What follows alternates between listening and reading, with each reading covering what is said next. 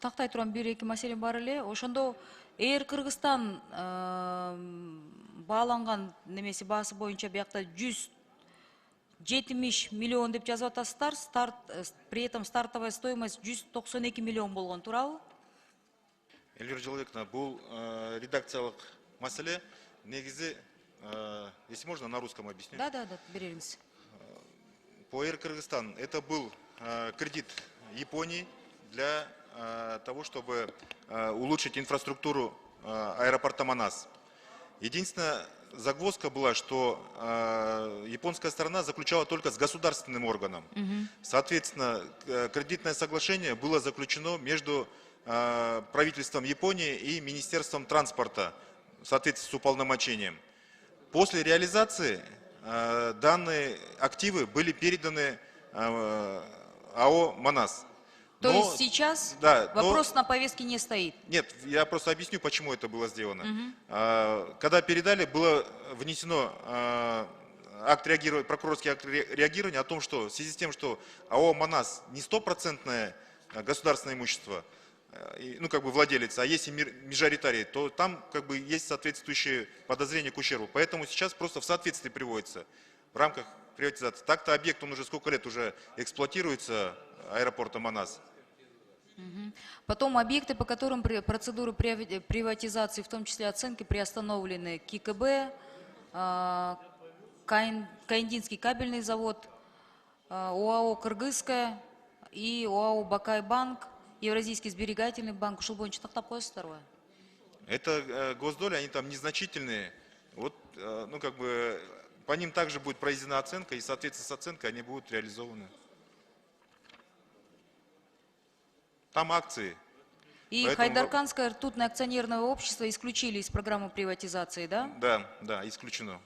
Исключили? Да, это в соответствии с А мен айтып кеткен, жанагы 5 объект боюнча процедуры приватизации приостановлены. Да, приостановлены, да. Они исключены из списка, их сейчас в утверждаемом постановлением Джоркнеша списке их нет.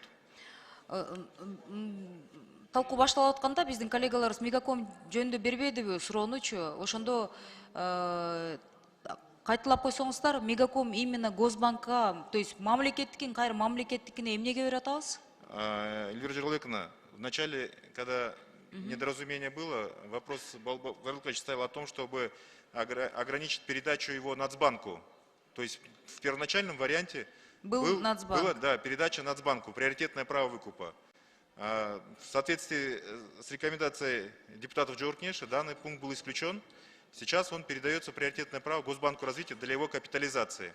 Исхаков Саматович задал вопрос, почему с одного объекта, когда в другой объект переходит, зачем нужна приватизация? Но так как происходит процесс отчуждения, он требует в соответствии с законом одобрения Джоркнеша в рамках приватизации, так как это уже является скрытой формой приватизации. У меня другой вопрос. Как вы думаете, может быть нам не отдавать Мегаком Госбанку, может быть нам Мегаком и Кыргызтелеком надо объединять? Век, если вы про цифровые технологии говорите, вы у нас очень грамотный, современный экономист, и ушел эки мекемени бириктирсек, как раз таки развитие. Кыргызтелеком в хвосте, мы все знаем. У Кыргызтелекома своя концепция развития. Этот Мегаком передается Ну просто логически, и зачем мы передаем Мегаком банку, это сложно понять. Но если с одного актива можно сделать, получить две выгоды, я как экономист считаю, что тогда, в принципе, этот шаг оправдан. А если в рамках цифровых технологий размышлять, то тогда Кыргызтелеком во всем мире пошли бы по этому пути. Развивая телеком, объединили бы с Мегакомом. Нет, я согласен, но одно другому не мешает. Ну, то есть такой вариант, возможно, вы будете рассматривать? Он может быть и при Госбанке развития, взаимодействие двух государственных структур не противоречит. Я все-таки Минэконому рекомендовала и Кабмину посмотреть Кыргызтелеком и Мегаком совместно. Это был бы очень продуктивный проект. Там у нас от всех остальных частных объединений, ну имеется в виду сотовых корпораций, мы отстаем. Потому что госдоля, ну, сестично таста. А бирок телеком дошел от телекома сейчас, по большому счету, чем он занимается? Только трудоустраиваем каждый раз новых лиц и все. А это объединение дало бы очень много. Ну, люди, которые разбираются в цифровых технологиях, вот у вас специалисты сидят, я думаю, если бы они над этим задумались бы, то для перспективы это большое развитие. Ну и правильно здесь коллеги тоже комментируют, про Кыргызпочтасы тоже объединить. Это был бы замечательный проект, перспективный, с экономической точки зрения, с продуктивной, и депутаты бы тоже, наверное, не возмущались бы. Но это мен сунушум, карашты өкмөттөн караштырып көрүлү. Рахмат. Рахмат.